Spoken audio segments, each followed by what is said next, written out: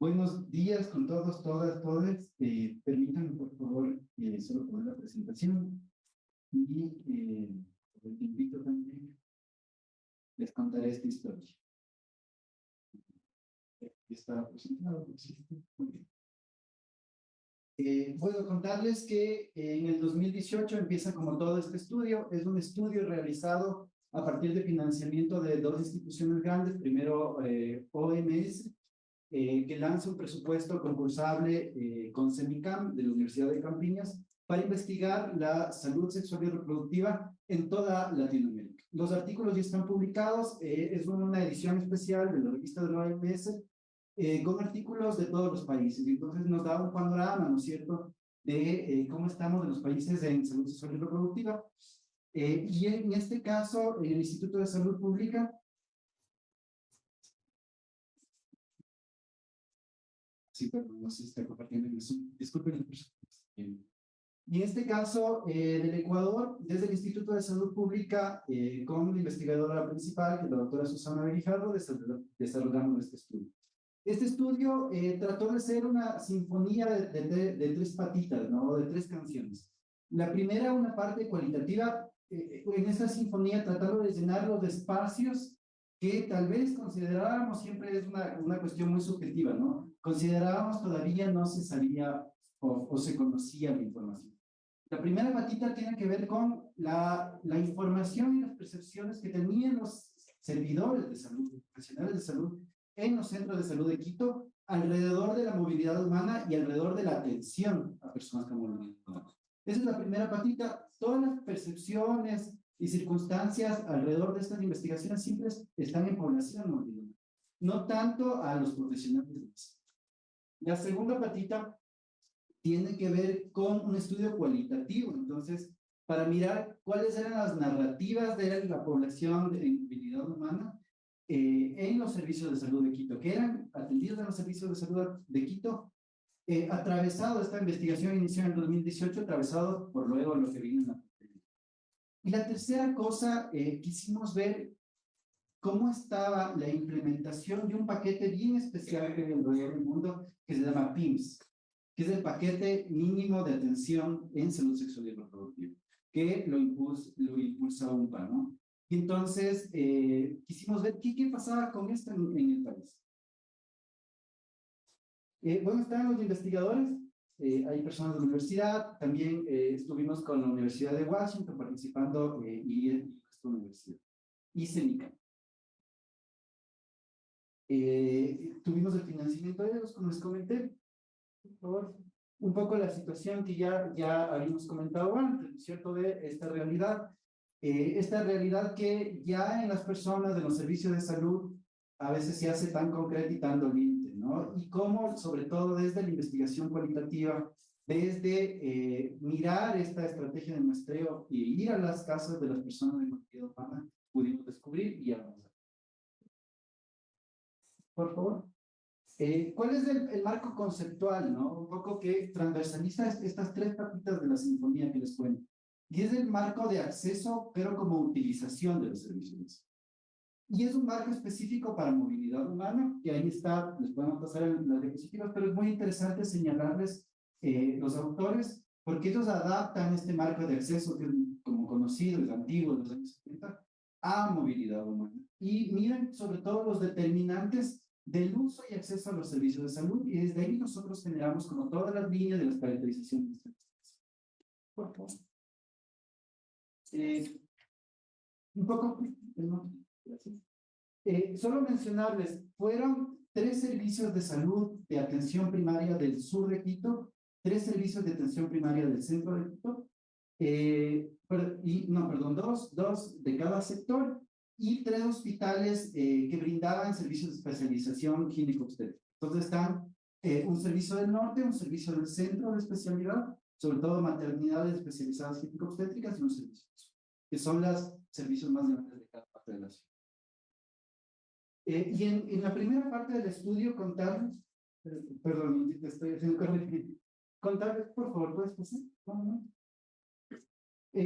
La primera parte, independientemente de lo señalado en las diapositivas, sí me interesa contarles de que ustedes se deben, ¿no?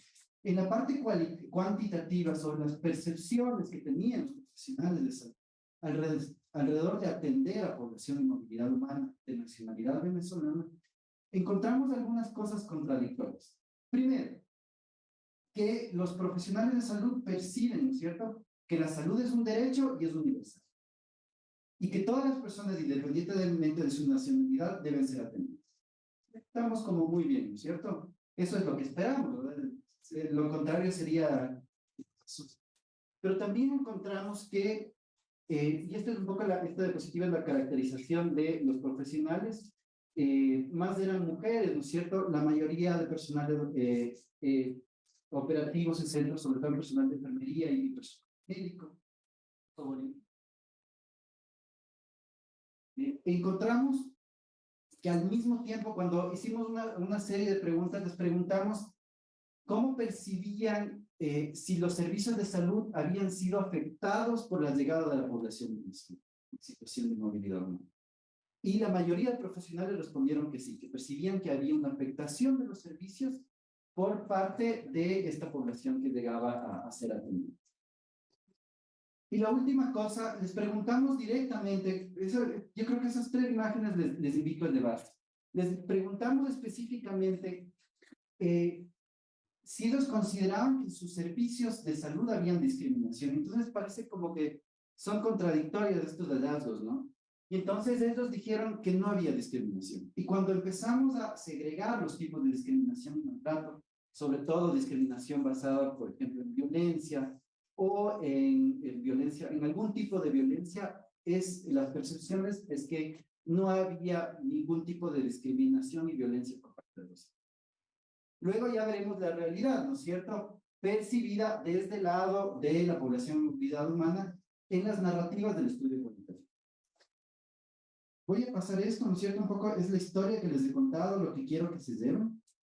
Cuando hicimos el estudio cualitativo, un estudio cualitativo fue intermedio entre teoría fundamentada y un análisis más narrativo, encontramos estas características, que es la otra parte de la historia que les quiero contar. Ahí vamos leyendo juntos. Entonces, primero, es muy importante la trayectoria migratoria. Dependiendo de las condiciones de partida, ¿no es cierto?, de la población de movilidad humana, existen unas características específicas de carga de enfermedad en lo cualitativo, ¿sí? En las narrativas de lo cualitativo. Y entonces pasa algo cuando las personas salen, ¿no es cierto? Y también dependía de la historia de salida, en qué periodo salen de Venezuela. Una Venezuela que estaba bien, ¿no es cierto? Hay movilidad humana en ese periodo. Una Venezuela que está tambaleando o una Venezuela en crisis, ¿no? De ahí que se va sumando la carga de enfermedad dependiendo de eso. Es muy interesante cómo se liga con los anteriores resultados comentados antes con respecto a atenciones ginecobstétricas y de primera infancia. Muchas personas salen a otros países justo por esa necesidad de atenciones ginecobstétricas.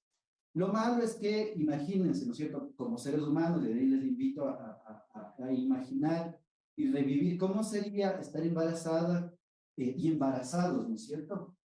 Salir de un país en crisis y transitar en esta travesía tan doliente y tan horrible, ¿no es cierto?, por Venezuela, Colombia y llegar a Ecuador, con resultados, y eso es las narrativas que se encuentran, seguramente ustedes también vivencian esta experiencia, con resultados ginecobstétricos muy graves, ¿no?, con patología obstétrica que llega a los servicios ecuatorianos ya con mucha gravedad. Y si son embarazos generales, y si hay preeclampsia, y si es una madre añosa. Entonces, es muy importante las categorías de tránsito, ¿no?, para entender esto. También es muy importante las categorías sexogenéricas, porque si eres hombre, mujer, ¿no es cierto?, o perteneces a la población LGBTI, también vas a acoger de alguna patita en la utilización de los servicios.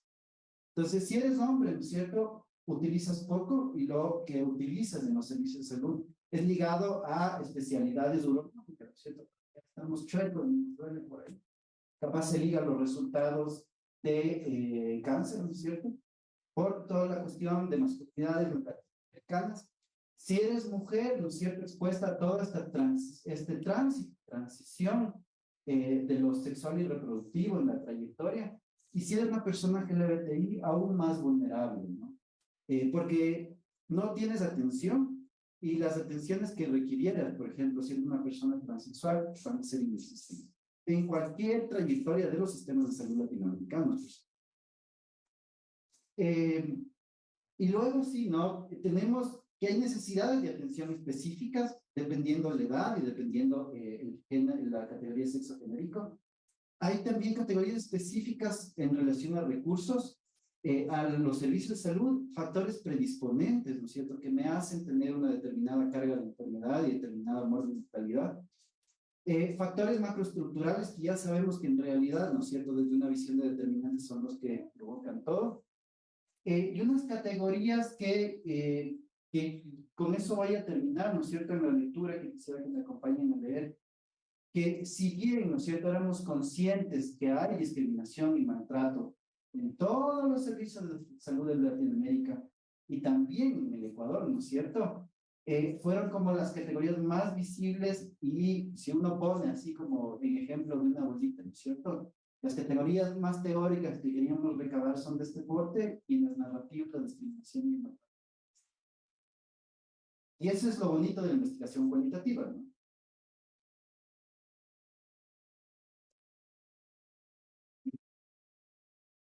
Podemos pasarles estas diapositivas un poquito por el tiempo, ¿no? Pero es las ideas clave que es lo que yo les he contado, ¿no? Otra cosa más que estoy olvidando con respecto a los servicios de salud. También transicionamos en la atención y el acceso a los servicios de salud durante la pandemia. Entonces, antes de la pandemia, las personas mencionan, ¿no es cierto? Y es general en las personas. ¿Cómo llegan a la frontera? Y el Ecuador es un país que le recibe fronteras, sobre todo por la priorización que se hizo en la atención de frontera. Y entonces, la Organización de Naciones Unidas como ministerio de... Luego viene la pandemia, se cierran las fronteras, las condiciones de vulnerabilidad aumentan, la movilidad humana no deja, ¿no es cierto?, de pasar. Lo que pasa es que las personas cruzan por pasos irregulares, por trochas, con todas las historias que eso implica, que dan escalofríos, más carga de enfermedad, llegan y entonces eso pasa a transición en pandemia, como también los servicios de salud. Hay una transición de pandemia en los servicios de salud. La priorización del COVID hace que las personas se dejen de atender, por un lado por miedo o porque no los servicios de salud no dan abasto. También hay una crisis con respecto al agendamiento. Si ya era un problema antes de la pandemia, en la pandemia hay una crisis en no hay turnos. Dependiendo de los servicios de salud, a pesar de que hay una normativa, hay una dificultad y una barrera el no tener una ecuatoriana para el tratamiento, a pesar de que ya hay normativa, que hay un mecanismo y que está súper claro ese mecanismo de cómo poner el código. Pero no hay atenciones por no tener cédula, por un... Y luego, después de eso, de todas esas ideas del estudio cualitativo, no les vamos a presentar lo del estudio del PIMS. El Ecuador no tiene implementado el PIMS, UNPA está en camino, ¿no es cierto? Es un paquete, se llama paquete mínimo priorizado. Deberían ser los servicios mínimos. Les invito a leer, por favor. No me querían decir dónde estaba mi hijo. Una mujer en un servicio de ginecobstetricia especializada en niños. Después me dicen, su hijo está en oxígeno, quédese quieta, aquí no le vamos a matar a su hijo. Después, el primer día de la cesárea, el primer día de nacer, en la mañana me dijeron, levántese, arregle su cama y yo estaba acostado. Tienen que cambiar toda la cama y ni siquiera me ayudan. Las mujeres ahí solo miran. Yo les decía, ustedes son mujeres y también deben tener hijos, entonces tienen que comprender un poquito más y solo regalan. Esto porque encontramos tanto en lo cuantitativo como en lo cualitativo, que hay una diferenciación de quién ejerce violencia. Es violencia, ¿no? Y entonces hay una percepción, esta diferencia es por los servicios de salud, por el nivel de servicio de salud y también por el tipo de profesional que atiende. Las mujeres, que fue la mayor parte de la población, también tuvimos grupos tales como hombres, adolescentes, niños. Las mujeres adultas y adolescentes perciben, ¿no es cierto?, que hay menos discriminación y maltrato en los servicios de atención especializada, ginecobstétrica y de salud sexual y reproductiva, por parte de médicos adultos jefes de servicio. Ellos son los que menos. En estos servicios, y hombres, ¿no? En estos servicios, ¿quiénes son los que más maltratan? Son personal de enfermería, mujeres y auxiliares. Un ejemplo. Y luego hay una percepción de maltrato general de todos contra todos en primer nivel. Voy a leer este y uno más, por favor, por el tiempo. Me dijeron que al centro de salud, la doctora me dijo, aquí en Ecuador las cosas no son así. Aquí tienen que hacer esto, porque no soy de aquí. Y bueno, ella me trató mal. Me decía, pues esto, ¿cómo es posible que seas irresponsable? Pero doctora, si no me hacen los exámenes donde usted me manda, yo no le puedo traer los resultados. Fue como muy dura para decir las cosas, me trató de responsable y de destructivo. Un poco esto también en las circunstancias de pandemia. Como con todas estas limitaciones de todo el mundo, atravesados por un montón de cosas. Por favor. Una cosa de primer nivel, una pregunta muy interesante que hicimos y que les quiero comentar, es, ustedes les preguntamos, ¿ustedes perciben que en primer nivel les maltratan y violentan por tener nacionalidad venezolana? Esa fue la pregunta. Y dijeron, no, maltratan a todo el mundo. A veces piensan, siempre hay cosas feas y cosas bonitas. A veces piensan como que uno es objeto, y luego les cuento las conclusiones bonitas. A veces piensan como que uno es objeto, o sea, no tiene emociones, no tiene sentimientos, y no hablo solo de los venezolanos, sino en general. A veces los doctores pueden llegar a ser tan fríos como un paciente, entonces eso es como un shock. Por ejemplo, cuando a mí me pasó lo de la violación, una persona de la población que tengo, ¿no? Me trataron a coñazos, o sea, a mí me mandaron, así como que vayas a hacer todos los exámenes, y hasta hoy todavía estoy inscrito tampoco. Siento que te vas para allá, a un privado, ya ok, pero cuando vas al hospital público es peor, porque yo fui porque tenía dolor, era en la INDI, entonces ya ponte una batita, siéntate ahí, viene la doctora, te revisa y te deja así. Están pasando los aprendices y tú estás ahí, como dice, pasando el momento de vida. Sabiendo también que, a propósito de que es un estudio en una población específica, ¿cierto? Pero también la realidad del sistema de salud, ¿no? Y no en el Ecuador también. Las violencias biomédicas transversalizadas de muchas, ¿no?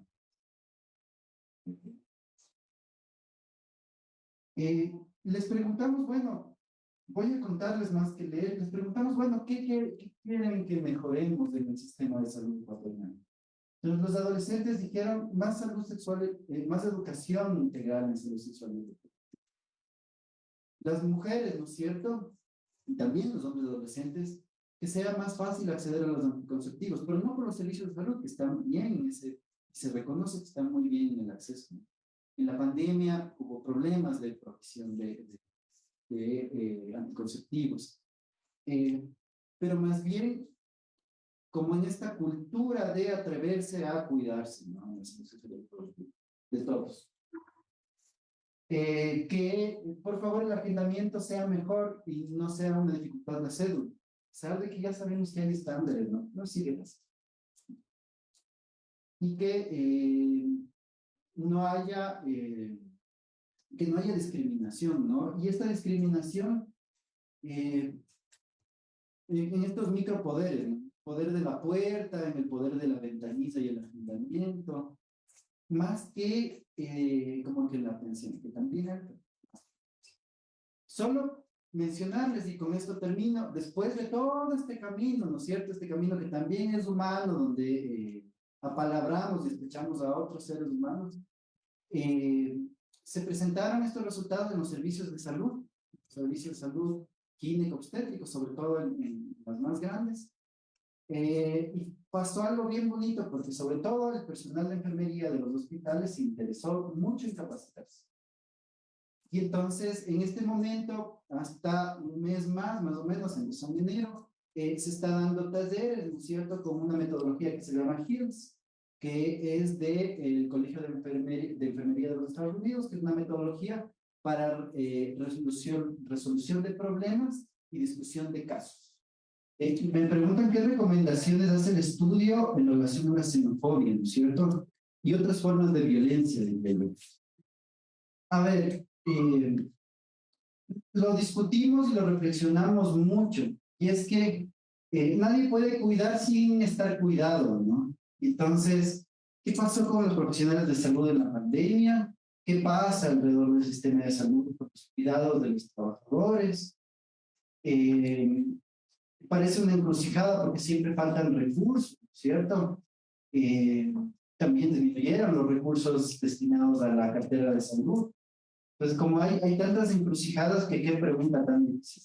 Pero el primer estrato, ¿no es cierto?, en estas capas, en la reflexión del cuidado de los cuidadores, como también violentar desde que te violentan, la otra forma. Entonces, ese es el primer estrato. El segundo estrato tiene que ver con la promoción, ¿no es cierto?, de servicios de salud sexual y reproductiva seguros, que parece que se rinden con congruencia de todos deben ser seguros. Pero sí encontramos que hay servicios de salud y de atención primaria que circunstancialmente tienen personas sensibilizadas, circunstancial porque depende de las personas, donde hay experiencias positivas. Ojalá que esas buenas prácticas. ¿Cierto? Y la tercera cosa, que así es ya como atreverse a pensar mucho, ¿no? Lo que más nos dejó pensando es estas trayectorias migratorias y carga de luz. Entonces, ¿qué pasa con pensar sistemas de salud interconectados en el continente? Súper ambicioso, casi real, pero si las cargas se generan de esta manera, también los sistemas deben ser.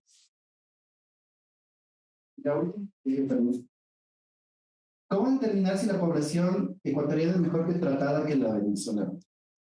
Bueno, si te responde esto desde la investigación, ¿no es cierto? Hay varias metodologías, cual y cuantitativas. Es un ejercicio que se hace poco, ¿no es cierto?, en relación a calidad de los servicios en comparación de estas dos poblaciones. A sabiendas, para las personas que nos escuchan y aquí en el auditorio, que en un sistema de salud en crisis, ¿no es cierto? Hay quienes dicen que no es un sistema, quienes dicen que es, donde existen muchas dificultades para todos los actores, es bien difícil a veces pedir cosas, ¿no? Igual, hay cosas, hay límites éticos y morales que no hay que atravesar, ¿no es cierto? Pero en el humano, el maltrato parece una circunstancia casi normal, ¿no?, dentro de todo lo que estamos viviendo, pandemia y post-pandemia. Entonces, hay que hacer investigación, hay muchas metodologías, incluso lejanas de lo biomédico, desde epidemiologías alternativas, y desde las ciencias humanas se podrían aportar mucho.